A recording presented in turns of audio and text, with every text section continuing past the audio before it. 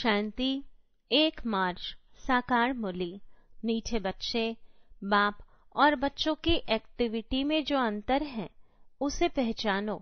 बाप तुम बच्चों के साथ खेल सकता, खा नहीं सकता। प्रश्न, सत का संग तारे कुसंग बोरे, इसका भावार्थ क्या है? उत्तर, तुम अभी सत का संग करते हो, अर्थात बाप से बुद्धि योग लगाते हो तो पार हो जाते हो। फिर धीरे धीरे कुसंग अर्थात देह के संग में आते हो तो उतरते जाते हो, क्योंकि सत का संग लगता है, इसलिए कहा जाता सत का संग तारे कुसंग बोरे। तुम देह सहित देह के सब संबंधों को भूल बाप का संग करो, अर्थात बाप को याद करो तो बाप समान पावन बन जाएंगे। ओम शांति। अब बच्चों की 2 क्लास हो गई। यह अच्छा है। एक याद की यात्रा जिससे पाप कटते जाते हैं, आत्मा पवित्र बनती जाती है, और दूसरा क्लास होता है ज्ञान का। ज्ञान भी सहज है, कोई डिफिकल्टी नहीं। तुम्हारे सेंटर और यहाँ में फर्क रहता है। यहाँ तो बाप बैठे हैं और बच्चे हैं।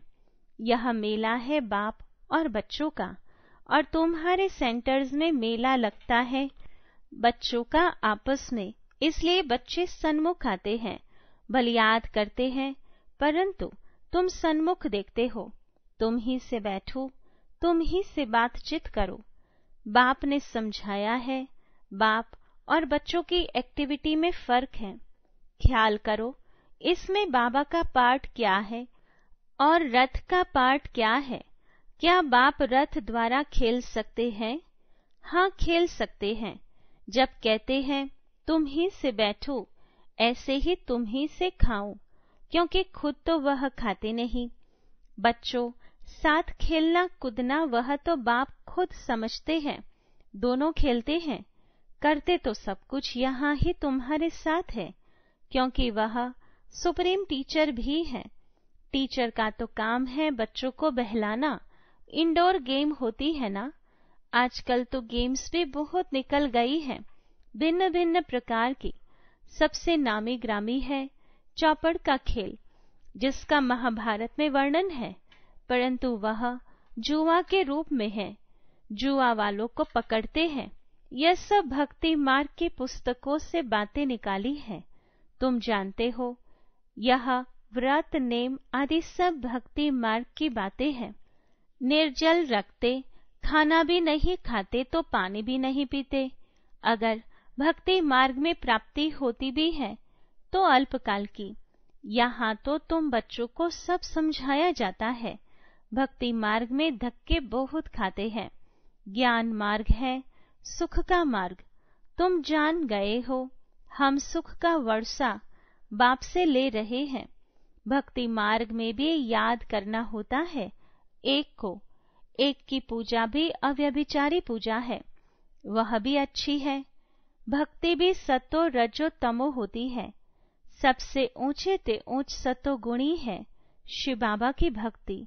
शिव बाबा ही आकर सब बच्चों को सुखधाम में ले जाते हैं। जो सबसे जास्ती बच्चों की सेवा करते, पावन बनाते, उनको पुकारते भी हैं। फिर कहते ठिक्कर भीतर में है, यह ग्लानि हुई ना। तुम बच्चों को बेहद के बाप द्वारा राज्य भाग्य मिला था, फिर मिलना है जरूर। तुम ज्ञान को अलग, भक्ति को अलग समझते हो। राम राज्य और रावण राज्य कैसे चलता है, यह भी तुम नंबरवार पुरुषार्थ अनुसार जानते हो। इसलिए पर्चे आदि भी छपाते रहते हैं, क्योंकि मनुष्यों को सच्ची समझानी भी चाहिए ना। तुम्हारा सब कुछ है सच। बच्चों को सर्विस करनी चाहिए। सर्विस तो बहुत है, यह बेज ही कितना अच्छा है सर्विस के लिए। सबसे बड़ा शास्त्र है यह बेज। अब यह है ज्ञान की बातें, इसमें समझाना पड़ता है। यह याद की यात्रा अलग है। इसको कहा जाता है अजपा जाप। जपना कुछ नहीं है। अंदर में भी शिव शिव नहीं कहना चाहिए, सिर्फ बाप को याद करना है। यह तो जानते हो, शिव बाबा बाप है, हम आत्माएं उनकी संतान है। वही सन्मुख आकर कहते हैं, मैं पतित पावन हूँ, मैं कल्प कल्प आता हूँ पावन बनाने।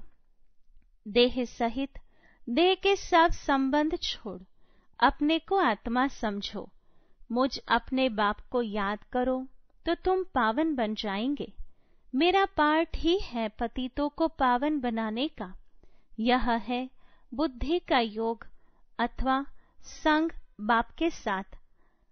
संग से रंग लगता है, कहा जाता है संग तारे कुसंग बुरे।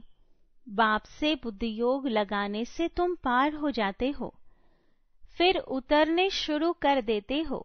उनके लिए गाया जाता है सत का संग तारे। उसका अर्थ भी भक्ति मार्ग वाले नहीं जानते। तुम समझते हो हमारी आत्मा पतित है, वह पावन के साथ बुद्धि का योग लगाने से पावन बनती है। आत्मा को परमात्मा बाप को याद करना पड़ता है।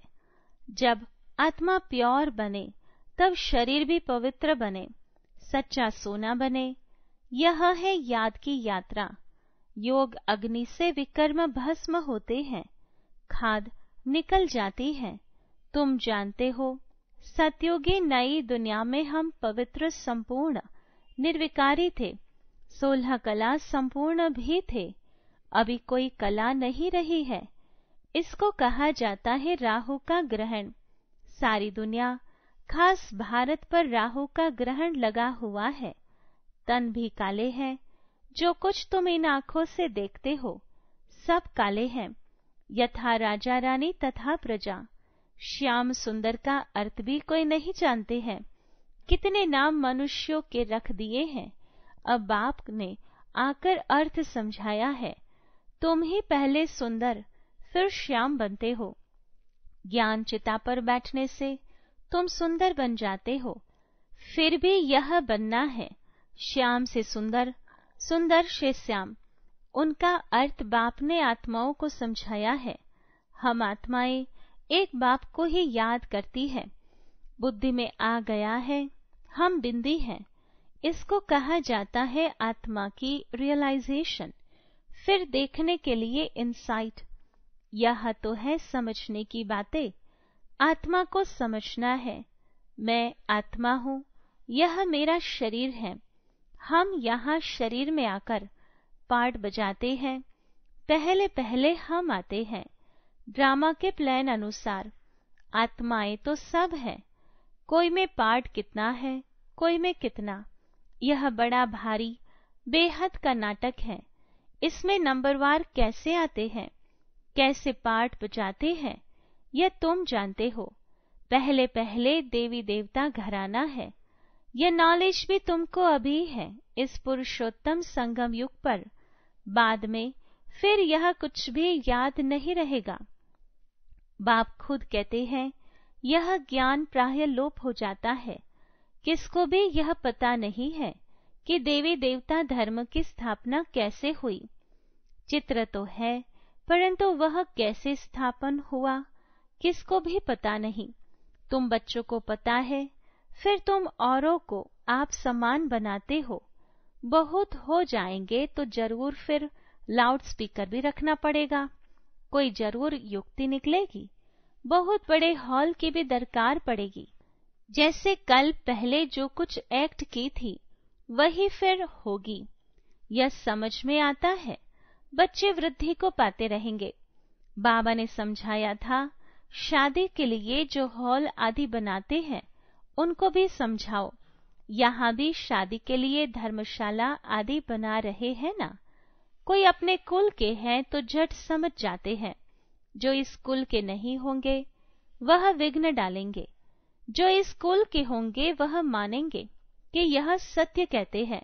जो इस धर्म के नहीं होंगे वह लड़ेंगे, कहेंगे यह तो रस्म चली आ रही है, अभी अपवित्र प्रवृत्ति मार्ग है। फिर बाप आए हैं पावन बनाने।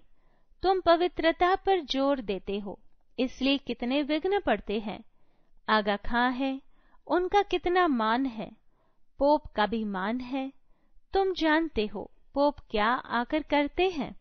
लाखों करोड़ों शादियां कराते हैं, बहुत शादियां होती हैं, पोप आकर हथियाला बंधवाते हैं। इसमें वो लोग इज्जत समझते हैं। महात्माओं को भी शादी पर बुलाते हैं, आजकल सगाई भी कराते हैं। बाप कहते हैं काम महाशत्रु है। यह ऑर्डिनेंस निकालना मासी का घर नहीं है। इसमें समझाने की बड़ी युक्ति चाहिए। आगे चलकर धीरे धीरे समझते जाएंगे। आदि सनातन हिंदू धर्म वाले जो हैं उनको समझाओ, वह झट समझ सकते हैं कि बरोबर आदि सनातन देवी देवता धर्म था, न कि हिंदू। जैसे तुम बाप द्वारा जान गए हो, वैसे और भी समझकर वृद्धि को पाते रहेंगे। यह भी पक्का निश्चय है। यह कलम लगता जाएगा। तुम बाप की श्रीमत पर यह देवता बनते हो।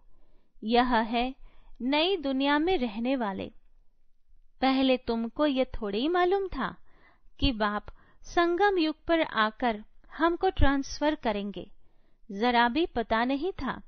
अभी तुम समझते हो। सच्चा सच्चा पुरुषोत्तम संगम युग इसको कहा जाता है। हम पुरुषोत्तम बन रहे हैं। अब जितना पुरुषार्थ करेंगे उतना बनेंगे। हर एक को अपने दिल से पूछना है। स्कूल में जिस सब्जेक्ट में कच्चे होते हैं तो समझ जाते हैं हम नापास होंगे। यह भी पाठशाला है, स्कूल है। गीता पाठशाला तो मशहूर है, फिर उनका नाम थोड़ा थोड़ा फिरा दिया है। तुम लिखते हो सच्ची गीता, झूठी गीता, तो भी बिगड़ते हैं। जरूर खिटखिट होगी, इसमें डरने की बात नहीं। आजकल तो यह फैशन पड़ गया है। बसों आदि को जलाते, आग लगाते रहते हैं। जिसने जो सिखाया वही सीखे हैं। आगे से भी जास्ती सब सीख गए हैं। सब पिकेटिंग आदि करते रहते हैं। गवर्नमेंट को भी हर वर्ष खोट घाटा पड़ती है, तो फिर टैक्स बढ़ाए जाते हैं।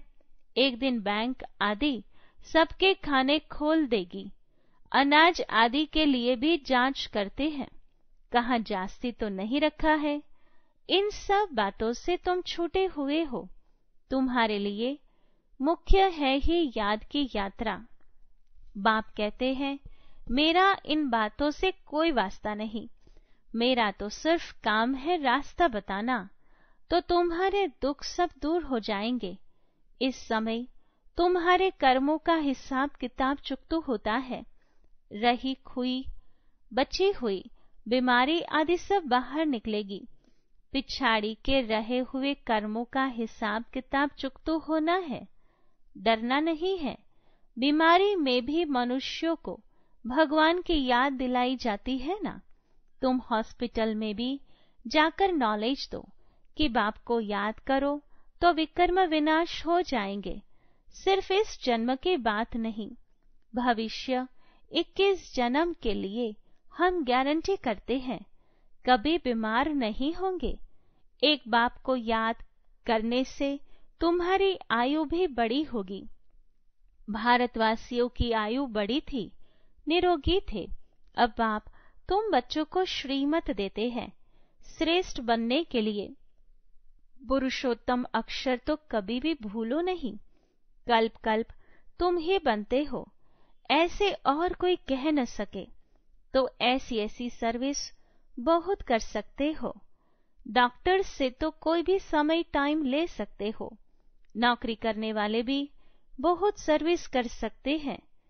मरीजों को बोलो हमारा भी बड़ा डॉक्टर है, अविनाशी बेहद का सर्जन है। हम उनके बने हैं जिससे हम 21 जन्म निरोगी बनते हैं। हेल्थ मिनिस्टर को समझाओ कि हेल्थ के लिए इतना माथा क्यों मारते हो। सतयुग में मनुष्य बहुत कम थे। शांति, सुख, पवित्रता सब थी। सारी दुनिया में तुम ही सबका कल्याण करने वाले हो। तुम पंडे हो ना, पांडव संप्रदाय हो। यह किसी की बुद्धि में नहीं होगा। फूड मिनिस्टर को समझाओ पहले पहले सबसे बड़ा फूड मिनिस्टर तो शिव बाबा है। इतना अनाज देते जो स्वर्ग में कभी खोट नहीं होगी। अभी तुम हो संगम युग पर, सारा चक्र तुम्हारी बुद्धि में है, इसलिए तुमको स्वदर्शन चक्रधारी कहा जाता है। बाकी भारत इंसॉल्वेंट बन गया है। अक्ल वाले आकर अक्ल सिखलाते रहते हैं, यह भी तुम बच्चे जानते हो। अच्छा, मीठे मीठे सिकिलधे बच्चों प्रति मात पिता बाप दादा का याद प्यार और गुड मॉर्निंग। रूहानी बाप के रूहानी बच्चों को नमस्ते। रूहानी बच्चों की रूहानी बाबा को याद प्यार, गुड मॉर्निंग और नमस्ते। धारणा के लिए मुख्य सार।